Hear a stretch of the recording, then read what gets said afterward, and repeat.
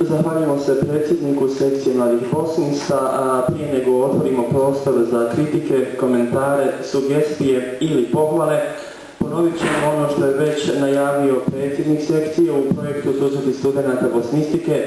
Planiramo ugostiti studente kolege s odsjeka za bosanski jezik i književnost iz Bihaća. Uz zajedničku posjetu odjeljenju za književnost Muzeja Hercegovine, Ćorovića kući, spomen sobi Aleksa Šantića i spomen sobi Hamze Hume, planiramo i druženje u amfiteatru Fakulteta humanističkih nauka uz zajedničko književno večer.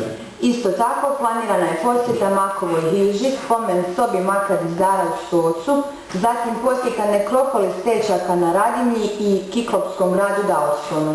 Susrete studenata bosnistike zakazujemo već za petak i subotu 15. i 16. aprila 2011. godine i očekujemo vaše aktivno učešće. Konačno, na red je došla i publika. Sada vama dajemo riječ. Pohvale, kritike, komentari, sugestije. Izvolite.